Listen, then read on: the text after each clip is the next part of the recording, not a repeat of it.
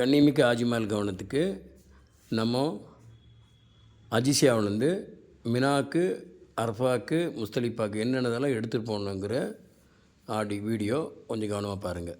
நம்ம ஹெராம் துணி கட்டிட்டோம், இன்ஷால்லா செப்பல் காலில் போட்டோம், ஐடி ப்ரூஃபெல்லாம் போட்டோம். அப்புறம் பேக்கேஜில் என்னதெல்லாம் வைக்கணும்னு பார்ப்போம்.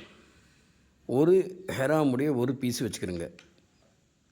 அப்புறம் வாட்டர் பாட்டில் எடுத்துக்கிறோங்க, குடை எடுத்துக்கிறோங்க, மாஸ்க் எடுத்துக்கிறோங்க, செப்பல் எடுத்துக்கிறோங்க. அப்புறம் முஸ்தலிஃபால விரிக்கிற விரிப்பு, இருமல் இருந்தால் இருமல் மருந்து, கண்ணாடி, கண்ணுக்கு போடுற கண்ணாடி, வெயிலுக்கு போடுற கூலிங் கிளாஸ் கண்ணாடி, வெடிப்புக்கு போடுற மருந்து, பல் பொடி, மிஸ்வாக் குச்சி, ப்ரஷ்ஷு, துடைக்க டவலு, கத்திரிக்கோல், ஷேவிங் லேசரு, அப்புறம் ஓரக்ஸ் பொடி, நம்ம சாப்பிடக்கூடிய மாத்திரைகள், லெமன் சாதம், தயிர் சாதம், புளி சாதம், ஏதோ சாதங்கள் எடுத்துக்கிறோங்க. இது ஜங்ஷன் பாக்ஸு, சுடுதண்ணி, மூஞ்சிக்கு ஸ்ப்ரே அடிக்கக்கூடிய பாட்டில். மினா ட்ரெயினில் காப்பி கொடுப்பாங்க காலையிலையானா, அதை வாங்குறதுக்கு ஒரு கப் எடுத்துக்கிறோங்க.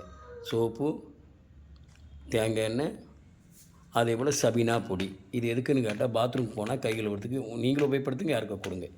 பெருநாள் கிடையாது, 10ஆவது நாள் மொட்டையடித்து ஏறாமல் வெளியே வந்தாலும் புது ட்ரெஸ்ஸு போடுறதுக்கு ஒரு புது ட்ரெஸ்ஸு, ஒரு தொப்பி. இரவு நேரங்களில் ஏறாம் தொட்டி வெளியே வந்ததுக்கப்புறம் லுங்கி, ஒரு சட்டை, ஒரு டிஷர்ட்டு, ஒரு பர்முடாஸ் இப்படி எடுத்துக்கிறோங்க. கொண்டு போகிறதுக்கு உண்டான ஒன்று இந்த மாதிரி பேகு, இல்லைன்னா 5 கம்பெனியில் கொடுத்த இந்த பேகு இப்படி எடுத்துகிட்டு போங்க இன்ஷா அல்லாஹ். ஓகேங்களா? பாக்கியுள்ள விளக்கம் அடுத்த இதில் சொல்கிறோம்.